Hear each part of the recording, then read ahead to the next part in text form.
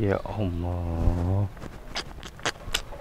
jahat amat ini orang ya. Assalamualaikum. Waalaikumsalam. Waduh, Ustadz. lagi santai nih Bang Kiwil nih. Alhamdulillah. Sehat Ustadz?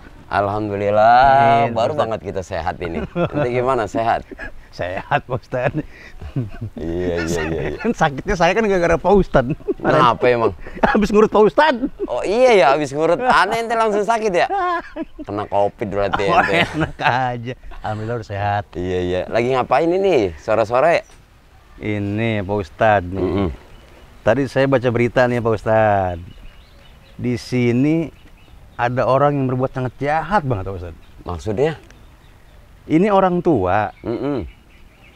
Di mana-mana kan kalau orang tua itu kan butuh anak kan. Betul. Ketika mereka udah nikah nih jadi pasangan sama istri. Mm-mm. Ketika mereka menginginkan apa? Anak kan. Betul. Seenggak-enggaknya gitu kan biar kehidupan juga biar lebih gimana ya? Biar lebih ya tentrem aja kalau Ya, anak tentrem nih ada kan. kebahagiaan, Ada di dalam rumah tangga gitu. Ini sama dia mah dibuang, Tad. Mm-mm. Dibuang. Terus? Jadi dia ya apa ya? Buang gelap. Oh, banyak banget itu mas sekarang. Di satu Bang Kiwil. sisi, makanya di satu sisi orang pengen punya anak, sama dia dibuang. Coba. Jadi status si anak juga jadi sengketa jadinya nih kalau kayak begitu kan ya. Wah, kayak tanah. Lah iya, karena banyak Bang Kiwil. Banyak kasus-kasus anak itu sengketa. Ada ceritanya begini. Ada di zamannya Harun Ar-Rasyid. Ya, Khalifah Harun Ar-Rasyid itu tahu kan Abu Nawas kan? Abu Nawas ya tahu. Ya, Abu Nawas.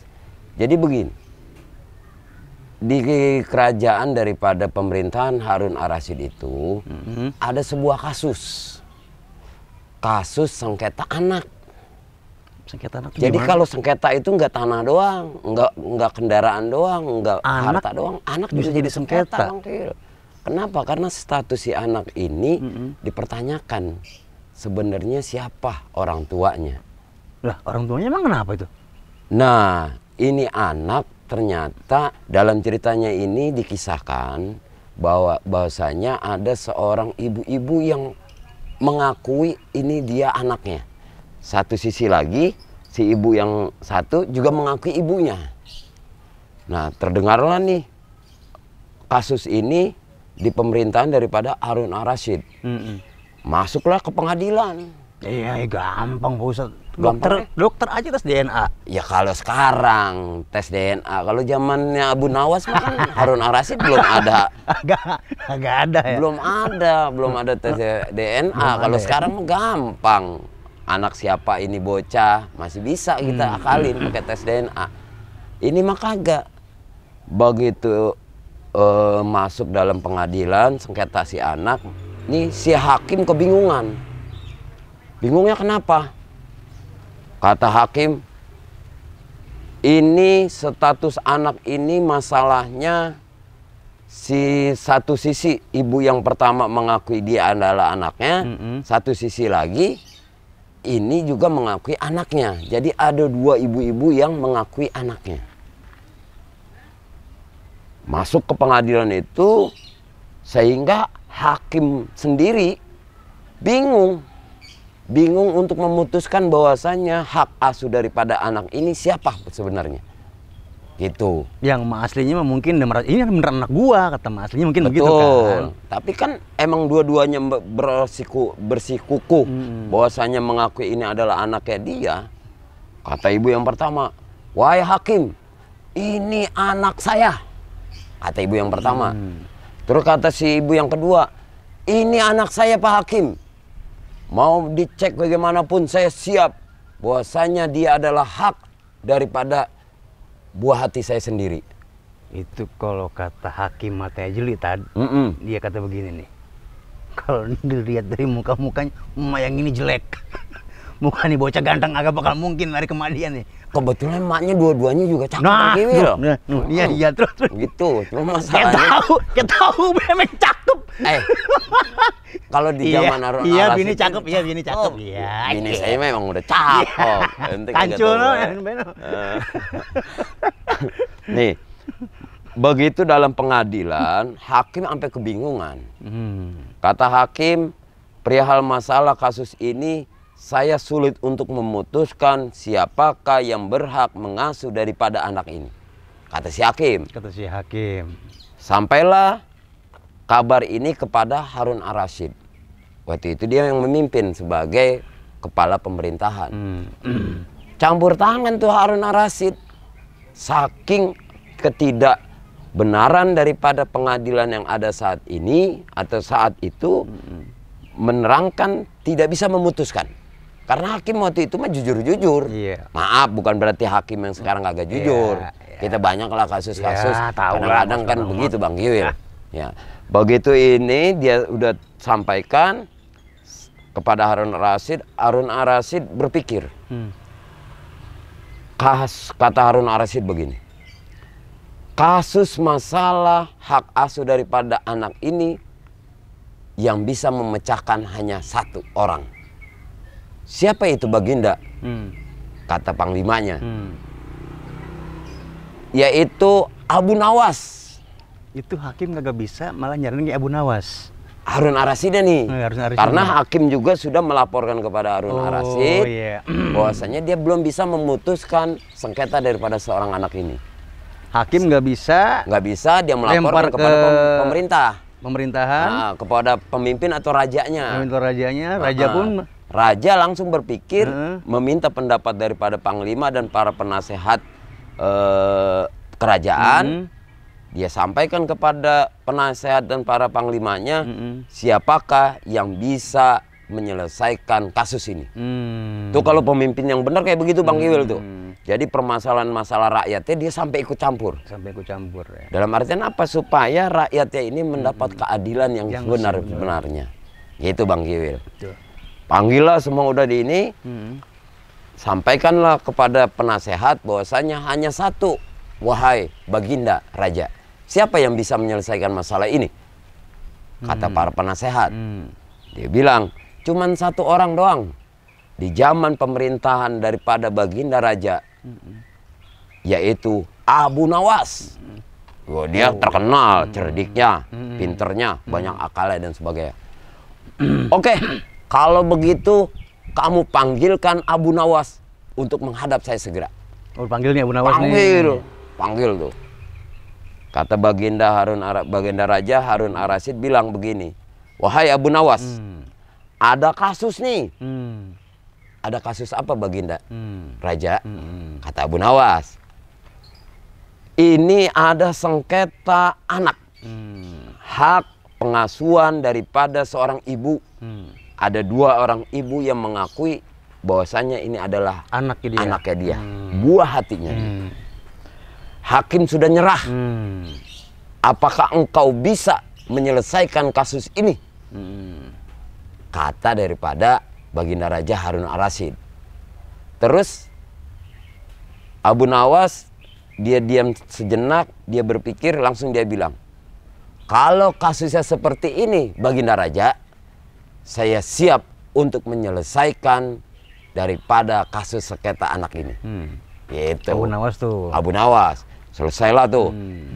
Kemudian beberapa hari kemudian digelar lagi lah sidang nih Bang Kiwil nih.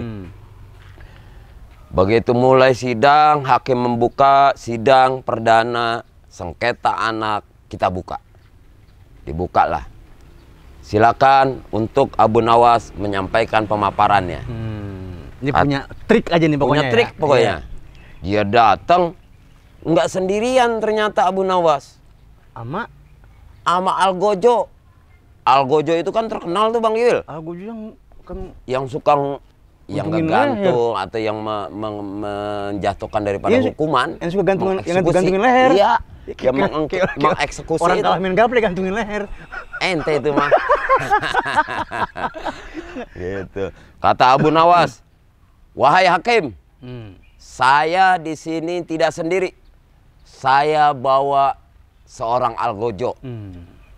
Untuk apa, Abu Nawas? Kata hakim, sebelum saya menyelesaikan daripada perkara sengketa ini, saya ingin tanya kepada dua ibu yang mengakui anaknya ini.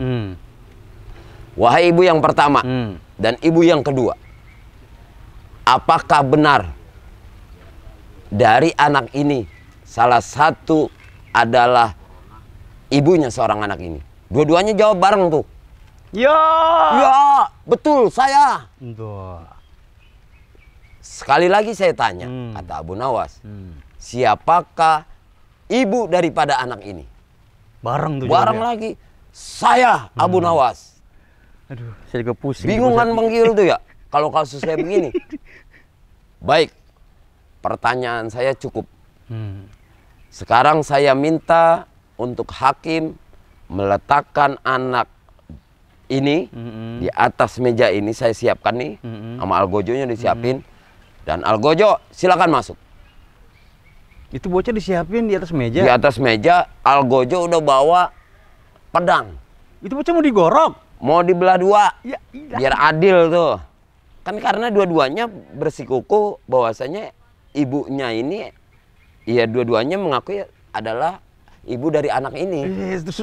Waduh, sadis banget itu. Begitu denger nih, para hadirin yang hadir di pengadilan itu kaget Bang Yul. Sadis banget nih Abu Nawas. Sampai segitunya memecahkan perkara sengketa anak ini sampai dibelah dua nih anak. Begitu. Begitu diletakkan tuh bayi, algojo datang. Siap menjalankan perintah. Mau dibelah nih, kata algojo. Baik, wahai algojo, kamu belah dua anak ini agar bisa adil dan bisa memutuskan daripada keputusan sengketa daripada anak ini. Begitu ini hadirin yang ada terdiam semua. Jangan sampai salah motong nih. Jangan salah motong. Salah motong lu kemarin, Mak.